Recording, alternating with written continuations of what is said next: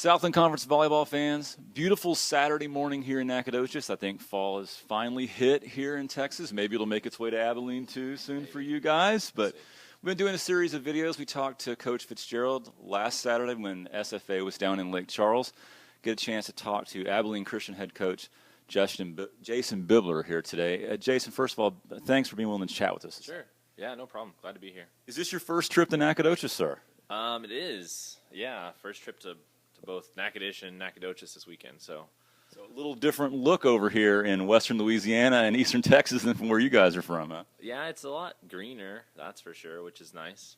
But yeah, the small town feel is the same as Abilene, so it's not tons different. Talk to me a little bit about the whirlwind that you guys had this summer. I know that you were at UTA last year. You had been at ACU as an assistant. ACU had hired somebody who came in who then turned around and took on their job. So what was that like, sort of this whole process of getting notified and coming in after that? It was just a lot of it was stressful. Definitely had time to reflect on a lot of different things and talk to a lot of my mentors, Diane at UTA being one of them, just kind of figuring out what I should do going forward, and got a lot of good people that I respect in the coaching world.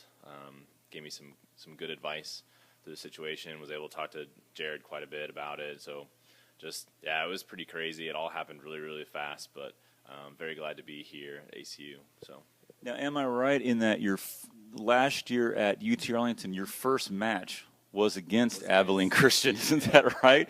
What was it about, sometimes when you step away for a short period of time, then you come back, you have sort of a different perspective. What do you feel like the year at UTA prepared you for to come back and be a head coach here? I think a lot. I mean, Diane was a great mentor for the year I was there. She's been around for a really long time, just like, Debbie has, and knows the Division I level really, really well. So definitely coming back kind of gave me a good perspective of what needs to happen here at ACU for us to kind of make steps forward in the next few years. The girls we need to recruit, expectations we need to have, kind of just creating the foundation of the program as we move forward. So definitely came in and changed. I wouldn't say changed because I was at ACU before, so I know we changed a lot, but just lots of things have been different. Our personality's been a little bit different, and kind of just stuff like that. So. You mentioned expectations. With a club who is going through sort of probationary period and is not eligible for Southland Conference tournament play along with Incarnate Word, what did you speak to your girls about knowing that there won't be a postseason? How do you then set expectations and set goals until ACU is eligible for conference tournament? Well, I think you keep your expectations and your goals the same.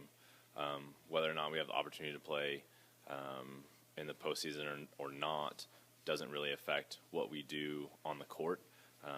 We talked a lot about having kind of crutches, and I felt like that was one of them. And so it's something that we don't talk about. Our expectation is to get on the court and win every single match.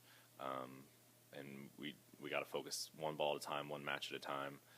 Because what we're doing with this group this year goes way beyond this season or even next season. We're trying to lay a foundation for years to come. At the end of that probation period, when we can compete in the conference tournament and will compete in the conference tournament, we're trying to lay a foundation for that. So that's kind of what we've been talking about.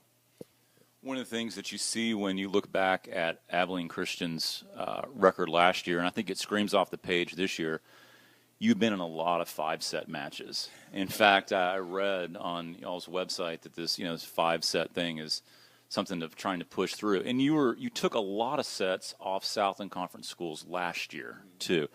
So what is it you've talked to your club about the difference between being in these 4- and 5-set matches versus that get over the hump and win them? We have to find an extra little gear. We got to find a little bit more feistiness, just a little bit more fight, because we're definitely talented enough physically to compete with the rest of the conference. I feel like, going 5 against UCA and kind of putting the pressure on them, and Northwestern, and then, even Incarnate Word, which is a team they lost to 3 times in 3 last year. I think we're really, really close. We just got to have a little bit more of a killer instinct, a little bit more of a knack to finish off a set. So, the competition level from the Lone Star Conference where you were D2 to here, there's a sizable jump in that. What things around campus, what things in terms of just athletic office as ACU made that transition from the Lone Star to the Southland, what things have you seen change? What sort of upgrades, expectations? Has there been any facility changes? What did the athletics group at ACU do as they prepped to come into Southland Conference play? Well, I think, social media was definitely one, getting on that and kind of getting our brand out there. We've had already had 2 football games on television. We got to play TCU on Fox Sports Southwest. So seeing our new brand, the ACU brand, getting that on television, I think was a big step for us, and just something that we wanted to do as a department, just to let everyone know that we're here in basketball. We'll do a good job of that in the winter and spring, but definitely. Sorry, now I'm trying to think.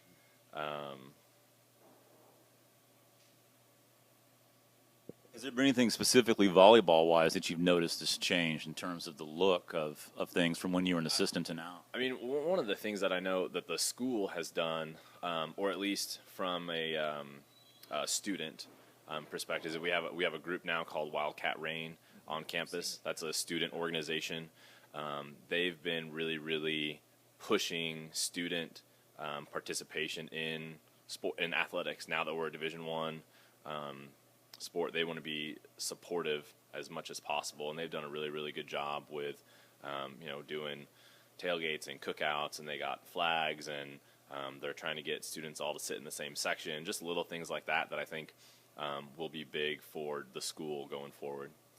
Let's talk about some of the Wildcat players. Readers know that last month I did a rundown of all the setters in the Southland Conference. We're coming off of a year where we had some tremendous setting with Marissa Collins leaving at UCA, Taylor Gray leaving at Sam Houston, Logan Bork leaving at Corpus. And when I wrote the blurb on your setter, Sarah Siemens, I said, this is the one setter in the conference I haven't seen that I'm most interested in seeing. I like these big, physical, tall setters. And if you look at ACU's website, if you look at their team photo, the setter is back row center, tallest player on the team. Talk to me a little about what Sarah brings to your club.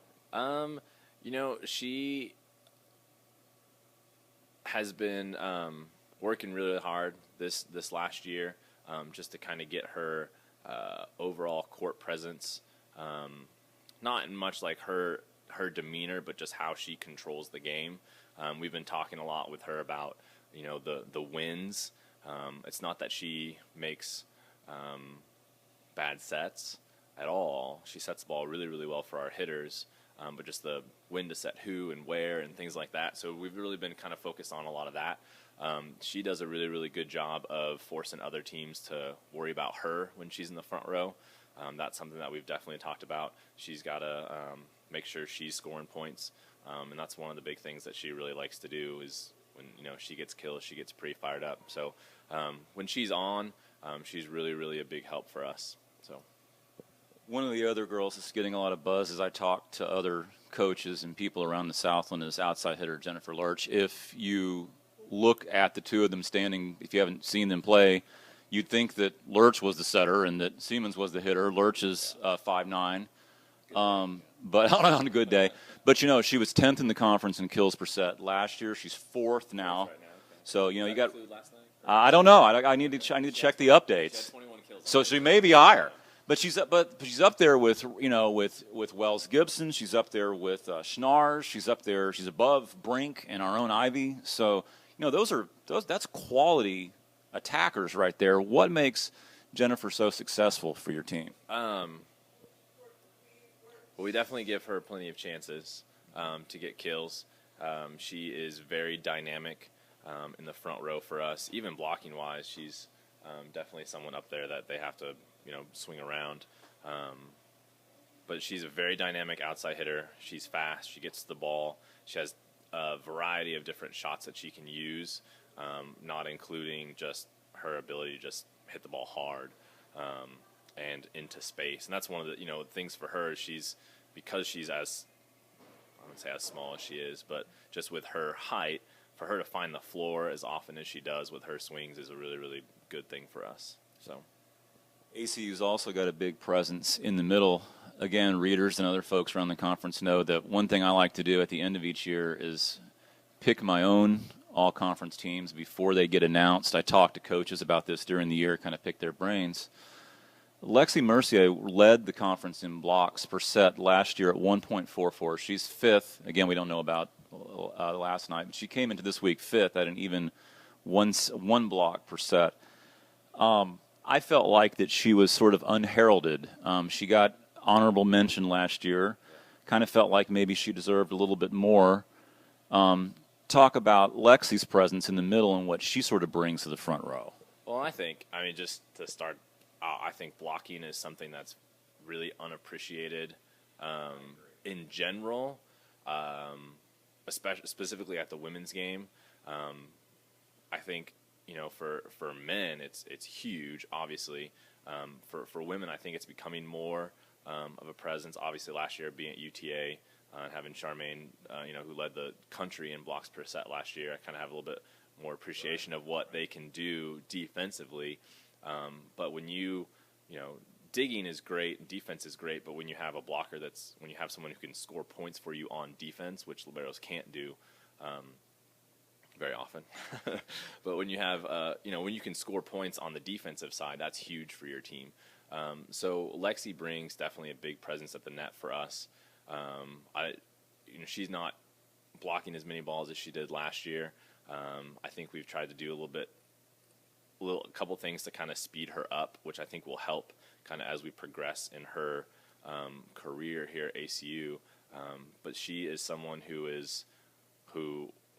in a tight match, we can kind of count on her to get a block. Like, she's going to stop a ball, and that's what we need her to do for us. So, folks, Abilene Christian Wildcats here in Shelton Gym today. All of the players we just talked about will be back next year. ACU has only 2 seniors, so the nucleus of this club is intact going forward. Jason, thanks so much for pregame being willing to sit and chat with us. Yeah, no problem. Glad to be here. Thank you.